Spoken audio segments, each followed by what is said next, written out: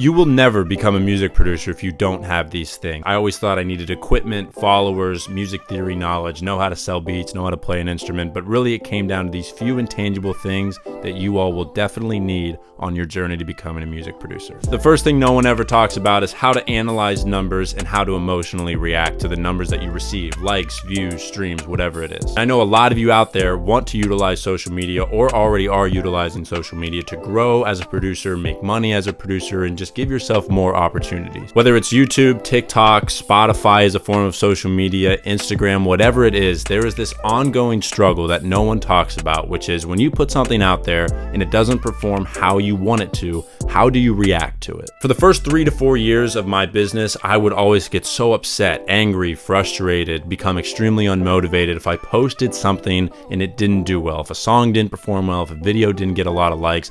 I'm in my 5th year now of making music and putting music out there. Nobody will ever show you this, but I currently have 100,000 followers on Instagram, and a couple videos I posted ago only got 500 likes.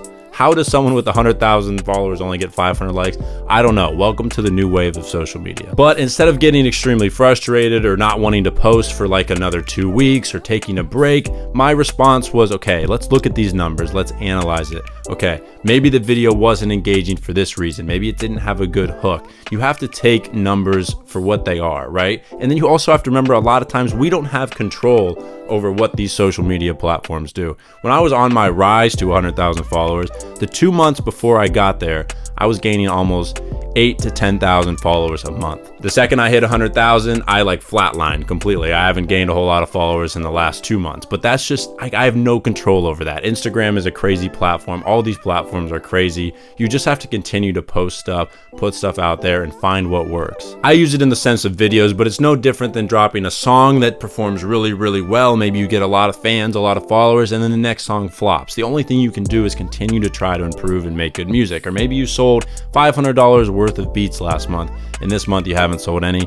It's just something you got to deal with. You got to keep pushing, keep trying to improve and learn. But when you take a look at numbers, that's this whole thing. When you look at numbers, look at them and analyze them. Figure out what works, what doesn't work. Do not get emotionally affected to the point where you want to quit or give up. It's very hard to do, but it will help you. The next thing is self-belief. I see a lot of people, I get a lot of DMs talking about how I don't think I'm good at this, I don't think I'm good at that, I'm just not good at making melodies, I'm just not good at playing the guitar, whatever it is. There's a fine line in doubting yourself and thinking you can't achieve something versus telling yourself, okay, I need to get better at this, and this is what I need to improve on. Just because you struggle at making melodies does not mean you can't be great at making melodies. I feel like a lot of people just get on YouTube or they get on Instagram and they watch other producers and they see someone make some amazing melody, but what they didn't see is this person's been playing guitar for like 20 years or 15 years or 10 years or whatever it is. They put in time and believed in themselves that they could actually do it to get to that point. So the first step to even becoming that or making better melodies is believing that you can actually accomplish it and then putting in the work to get there. My self-belief has carried me through so many tough times as a producer, not being able to sell beats, not making any money,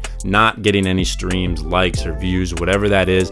Believing in myself that I could do it, I just wasn't in that moment yet or hadn't put in enough work yet, that I was going to get there is ultimately what got me to that place and pushed me past those rough times. Because let's be honest, being a music producer and becoming a music producer and being an entrepreneur and building your own business is an absolute roller coaster. There's ups, there's downs, there's good months, there's bad months, there's months that are in the middle forever. You never see any improvement. It's all sorts of stuff. You just got to take everything and have belief in yourself and push past it. Your motivation will come and go as well. Your self-belief will push you through that. There's days I didn't feel like making content. I didn't feel like filming this video or that video or making this beat or doing that. Your self-belief will push you past that. Being consistent will push you past that, and your motivation will come back and always be present at some point. My last point is the ability to make yourself uncomfortable. It is the easiest thing in the world to get comfortable as a music producer. The second you start selling some beats, or the second you feel like you've got a good mixing or mastering chain, or the second you feel like you got some good plugins or some good sounds, you just sit down and you do the same thing every day. You make beats the same way, you mix the same way, all that stuff. I'm horrible at this. Sometimes I'll sit down and I'll make 7 beats and they're all the same exact thing because I just use the same kind of loops, the same same kind of sounds, the same kind of drums, that I never actually pushed myself to improve or got uncomfortable to the point where I can actually grow. You grow in moments where you're uncomfortable. I personally am trying to get on YouTube and watch YouTube videos that help me with my mixing and mastering or mixing vocals, but instead I lay down on my couch and I watch YouTube about something completely unrelated that does not help me in any way because it's comfortable. The first time you try to do anything, whether that's play the piano, whether that's learn the guitar sucks when you first try to learn it. It's just gonna be extremely uncomfortable. I know I keep saying that word uncomfortable, but it is. It sucks at the start. It's not any fun. The first time you try to get in a routine of making how many beats a day or posting how many videos a day or making content, it sucks. You just started. No one is great when they first start, but you got to be able to push past that. Understand that this uncomfortable feeling is what is actually helping you grow and helping you improve. I know this was probably a short video. Be sure to like this video and subscribe if you want more videos coming every week. Love you guys.